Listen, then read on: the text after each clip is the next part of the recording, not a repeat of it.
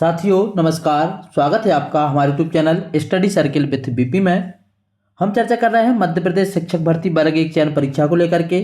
साथियों खबर थोड़ी सी आपको देख करके अटपटी लग रही होगी कि जब रिजल्ट आ चुका है, मेरिट जारी हो चुकी है, इसके बाद परिणाम में संशोधन की मांग का मुद्दा कहाँ से आ गया।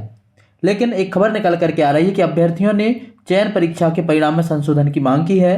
ईएसबी की गलती पकड़ी गई। यदि परिणाम में संशोधन होगा तो इससे किसको फायदा होगा और किसे घाटा होगा, इसके बारे में बात करते हैं। जानते हैं सबसे पहले पूरी खबर क्या है और इसके बारे में बात तुम्हें बताएंगे कि इससे किसको फायदा होगा और किसको नुकसान।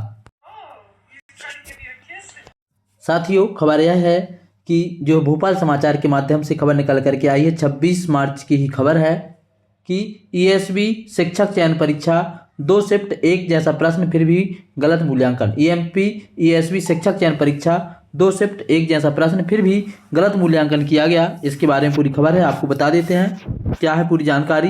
यहाँ पे आप देख रहे होंगे कि फाइनल उत्तर कुंजिकी के द्वारा पकड़ आई गलती। ईएसबी की इस लापरवाही के कारण कई अभ्यर्थी अपात्र हो गए।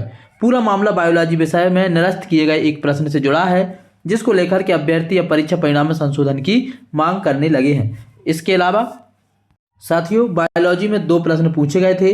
पहला एक प्रश्न था कि पारा प्रदूषण के कारण खालिस्तान होती है। इसका सही उत्तर ईएसबी ने माना था मिनी माता रोग, जबकि दूसरा ऐसी संबंधित प्रश्न शिफ्ट 2 में आया कि प्रश्न था मिनी माता रोग किसके विषैले प्रभाव के कारण होता है। सही उत्तर पारा ना मानते हुए इस क्वेश्चन को निरस्त कर दिया। साथियों तो एक प्रश्न में इसी को सही मान लिया और दूसरे प्रश्न में इसी को गलत मान लिया। इससे क्या हुआ है, इससे शिफ्ट 2 के परीक्षार्थियों को एक प्रश्न की हानि हुई है। ईएसबी द्वारा अंतिम कुंजी के अनुसार शिफ्ट 1 में मिनी माता रोग सही है, किंतु इसी परीक्षा में शिफ्ट 2 में मिनी माता रोग गलत, सही अनुवाद मिनी माता मानकर प्रश्न निरस्त कर दिया गया। इस तरह से शिफ्ट 2 के परीक्षार्थियों को एक प्रश्न की हानि हुई, परंतु वहीं इस प्रश्न का लाभ शिफ्ट 1 वालों को मिल गया। तो इस तरीके से जो शिफ्ट 1 थी उनको 1 अंक का फायदा हो गया, जो शिफ्ट 2 थी उनको 1 अंक का घाटा हो गया।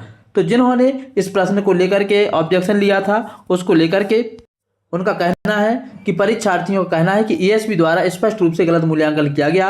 जबकि प्रश्न शिफ्ट 1 में सही माना गया तो शिफ्ट 2 में ऐसे प्रश्न को कैसे निरस्त किया जा सकता है।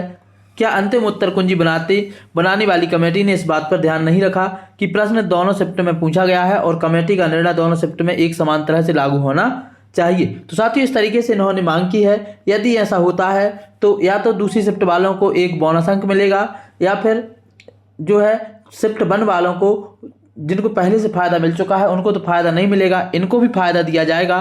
तो ऐसे अभ्यर्थी जो 1 अंक से पीछे रह गए हैं या तो उनकी वेटिंग कम हो जाएगी या फिर वो जो है चयन परीक्षा में सिलेक्शन लिस्ट में ऊपर आ जाएंगे। यदि ये चेंज होता है तो जो भी अपडेट होगी सामने आपके लेकर के आएंगे। सबसे पहले अभी हाल इस वीडियो में इतना ही। सिर्फ इस वीडियो के माध्यम से यही है कि यदि बायोलॉजी विषय का ये मामला है, बाकी सब्जेक्ट वालों को बिल्कुल घबराने की जरूरत नहीं है कि उनके रिजल्ट में संशोधन होगा। ये सिर्फ बायोलॉजी विषय के कैंडिडेट्स ने इस पर याचिका लगाई थी और उसको लेकर के पूरी जानकारी निकल के आई है। तो यदि रिजल्ट में संशोधन होगा तो दूसरी शिफ्ट वालों को फायदा हो जाएगा, क्योंकि इससे 2 फायदे होंगे। एक तो जो बिल्कुल बाहर है या जो ऐसे कैंडिडेट हैं जो 40% नंबर ला करके डिस्क्वालीफाई हो गए, वो क्वालीफाई हो सकते हैं। ऐसे कैंडिडेट जो वेटिंग में बहुत लंबी वेटिंग में चले गए हैं, 1 नंबर बढ़ने से वो थोड़ी सी कम वेटिंग में आ जाएंगे। तीसरा ऐसे कैंडिडेट जो मेरिट से बाहर वेटिंग में है, 1 नंबर बढ़ने से हो सकता है मेरिट में आ जाए, तो ये इसको फायदा होगा। और जो दूसरी शिफ्ट वाले लोग हैं उनके लिए इसके अपोजिट होगा, जो मेरिट में हो सकता है वो बाहर आ जाए, जो वेटिंग में है वो और बाहर आ जाए, या जो क्वालिफाई है वो डिस्क्वालीफाई हो जाए।